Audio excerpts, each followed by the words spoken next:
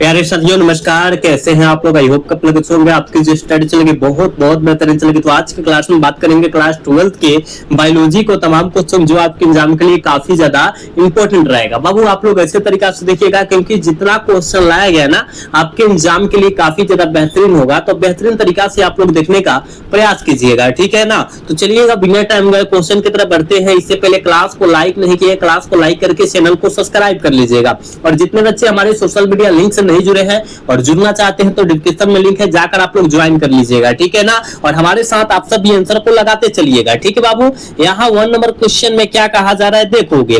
कहा जा रहा है पूरा जीवी प्रमाण किनके अध्ययन पर आधारित होता है, और हमने बतलाया था जीवाश्म के अध्ययन पर आधारित होता है। बिल्कुल ऑप्शन सी करेक्ट हो जाएगा, ठीक है। हमारे साथ आंसर जरूर आप लोग लगाइएगा। चलो अगला क्वेश्चन, यहाँ 2 नंबर क्वेश्चन में क्या कहा जा रहा है, तुल्य रूप संरचनाएं क्या दर्शाती है। तुल्य रूप संरचनाएं याद रखिएगा अपसारी विकास को दर्शाती है, यानी ऑप्शन ए हो जाएगा 2 का, ठीक है। अगला क्वेश्चन बबुआ रे यहाँ जो है 3 नंबर क्वेश्चन में कहा जा रहा है कि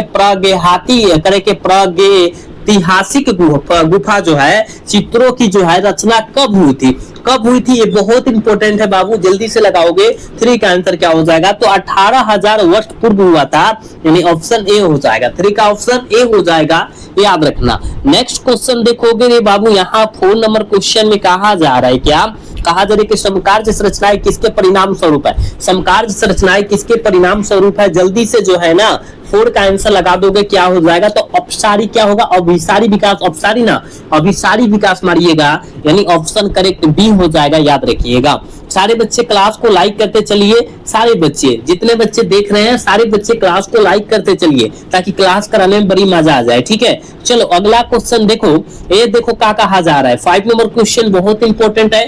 कहा जा रहा है क्या, देखो जावा कपी मानव की कपाल क्षमता होती है। जावा कपी मानव की कपाल क्षमता हमने बतलाया था बाबू रे, याद रखिएगा 900 सीसी होती है। कितना, 900 सीसी होती है, यानी ऑप्शन ए हो जाएगा। 5 का ऑप्शन ए हो जाएगा, याद रखिएगा, ठीक है। अगला क्वेश्चन देखोगे रे बाबू, यहाँ देखो 6 नंबर क्वेश्चन में क्या कहा जा रहा है, प्रथम स्तनपायी किस युग में दिखाई दिया, ठीक है ना। प्रथम स्तनपायी जो है किस युग में जो है दिखाई दिया, जल्दी से रे बाबू इसका आंसर लगा दो क्या हो जाएगा, तो कहिएगा सर त्रिएसिक में दिया, यानी ऑप्शन क्या हो जाएगा, बी करेक्ट हो जाएगा। नेक्स्ट क्वेश्चन का आंसर जल्दी से लगा दोगे। कहा जा रहा है देखो ऑस्ट्रेलिया के शिशुधारी प्राणियों के अनुकूली विकिरण इनमें से किसका उदाहरण है। इनमें से किसका उदाहरण है, तो कहिएगा गुरुदेव जी अपसारी क्रम विकास का है। बिल्कुल ऑप्शन ए हो जाएगा, 7 का ऑप्शन ए हो जाएगा, ये याद रखिएगा। देखो बाबू 8 नंबर क्वेश्चन में क्या कहा जा रहा है, आधुनिक मानव का तरह के नवीनतम एवं सीधा प्रागैतिहासिक पूर्वज कौन है। ये बहुत इंपॉर्टेंट है, आपको याद रखना है इसका आंसर। कहिएगा सर क्या क्रोमोमैग्नन, बिल्कुल ऑप्शन ए हो जाएगा। 8 का ऑप्शन बिल्कुल ऑप्शन ए हो जाएगा, याद रखना। देखो अभिसारी विकास प्रदर्शित होता है, जल्दी से 9 का आंसर लगाओ। अभिसारी विकास प्रदर्शित होता है कब, किसके द्वारा प्रदर्शित होता है, तो कहिएगा गुरुदेव जी क्या समृद्धि अंगों द्वारा जो है क्या होता है, प्रदर्शित होता है, यानी ऑप्शन ए हो जाएगा, ठीक है ना। चलोगे अगला क्वेश्चन का आंसर लगाओगे। ये देखो तो कितना इंपॉर्टेंट है, 10 नंबर क्वेश्चन जो है बहुत इंपॉर्टेंट है। कहा जा रहा है ड्रायोपिथिस कस जो है इनमें से किसे जो है किसके अधिक समान रहते हैं। इनमें से किसके अधिक समान रहते हैं, कहिएगा सर एप के, ठीक है ना, एप के समान रहते हैं। बिल्कुल ऑप्शन ए हो जाएगा, 10 का ऑप्शन ए हो जाएगा, याद रखना। अगला क्वेश्चन का आंसर लगा दोगे। यहाँ जो है 11 नंबर क्वेश्चन में कहा जा रहा है बाबू विकास की विलुप्त करी क्या है। विकास की विलुप्त करी जो है वो क्या है जी, आप कहिएगा सर हम जानते हैं। और को क्या है, अर्कियोट्रॉपी क्या होगा, ट्रेरिक्स हो जाएगा, अर्कियोट्रेरिक्स हो जाएगा, यानी ऑप्शन डी करेक्ट हो जाएगा। 11 का ऑप्शन डी हो जाएगा बाबू, याद रखना। अगला क्वेश्चन का आंसर सारे बच्चे लगाएंगे, ये बहुत इंपॉर्टेंट है। कहा जा रहा है क्या हार्विड्रीन वर्ग के नियम व्याख्या करता है। कौन व्याख्या करता है, जल्दी से 12 का आंसर लगा दोगे। कहिएगा गुरुदेव जी आनुवंशिक क्या साम्यावस्था की करता है, यानी ऑप्शन क्या होगा, सी करेक्ट हो जाएगा। इसका आंसर लगाइएगा कहा जा रहा है, देखो एस कहा जा रहा है एस एल मिलर किससे संबंधित है, एस एल मिलर जो है वो किससे संबंधित है, ये आपका आंसर बतलाना है। तो कहिएगा गुरुदेव जी ये जो हो जाएगा जीवन की उत्पत्ति एवं विकास से संबंधित है, यानी ऑप्शन 13 का ऑप्शन ए हो जाएगा। बाबू क्लास को लाइक काहे नहीं करते हो, क्लास को लाइक करो, चैनल को सब्सक्राइब करो सारे बच्चे जितने बच्चे देख रहे हो, ठीक है ना, क्योंकि आपके लिए इतना गर्मी में मेहनत किया जा रहा है। तो तुम सब क्लास को लाइक भी नहीं करते हो, चैनल को सब्सक्राइब भी नहीं करते हो, सारे बच्चे करना, ठीक है।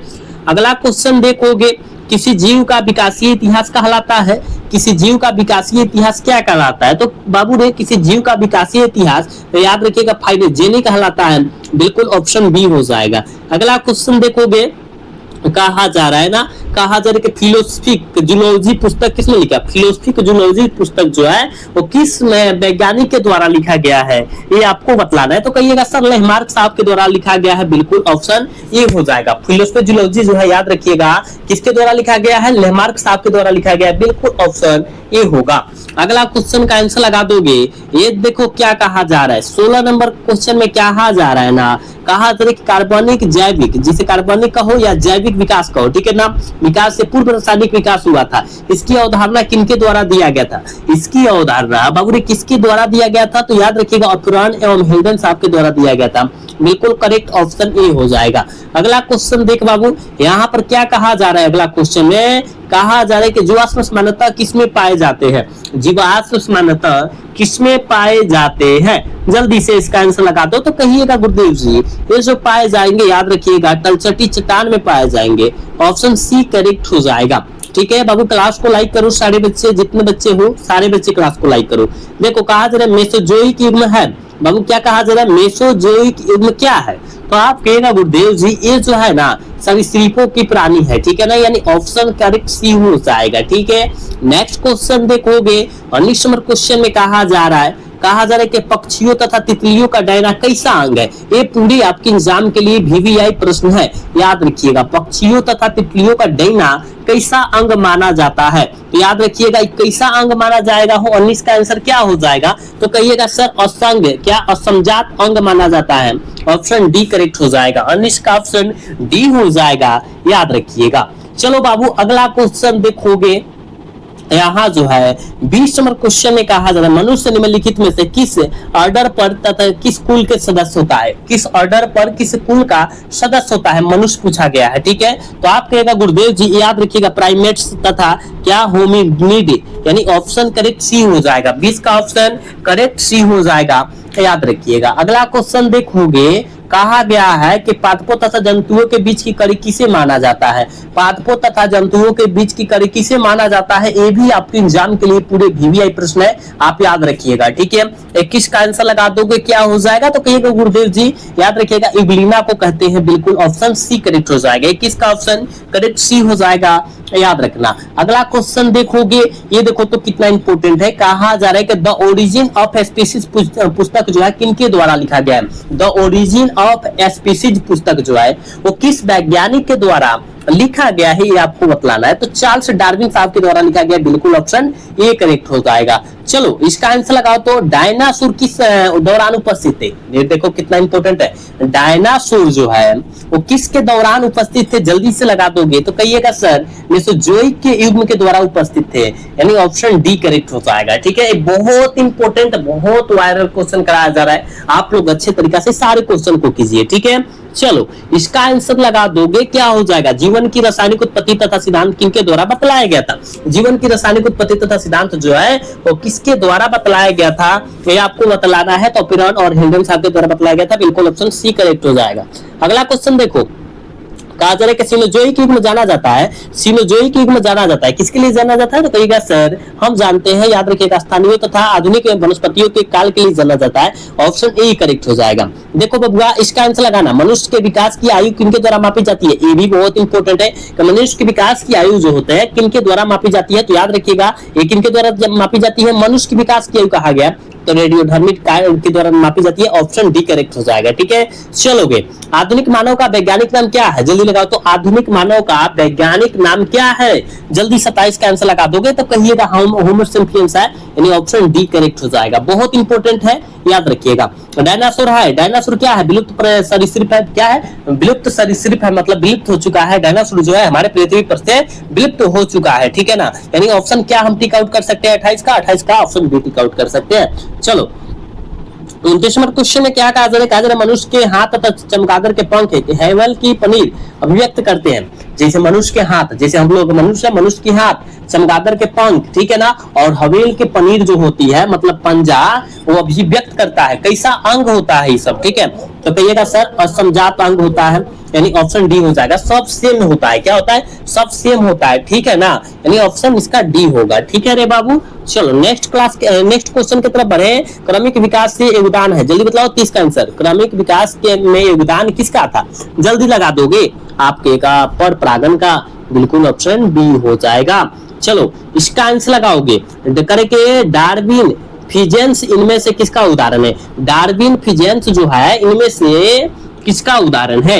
आप कहेगा सर अनुकूलन विकिरण। क्या? अनुकूल विकिरण का है, बिल्कुल ऑप्शन बी होगा। चलो नई प्रजातियों के निर्माण का महत्वपूर्ण कारण क्या है? नई प्रजातियों के निर्माण का महत्वपूर्ण कारण क्या हो सकता है? जल्दी लगाओगे कहेगा सर उत्परिवर्तन। हाँ, बिल्कुल ऑप्शन बी हो जाएगा, ठीक है। चलो ये बहुत इंपॉर्टेंट है, एकिडीना है बाबू रे। एकिडीना क्या है जल्दी बतलाओ। तो कहिएगा सर योजक कड़ी है, बिल्कुल ऑप्शन नहीं हो जाएगा। एकिडीना जो है योजक कड़ी है, बिल्कुल ऑप्शन डी हो जाएगा, ठीक है।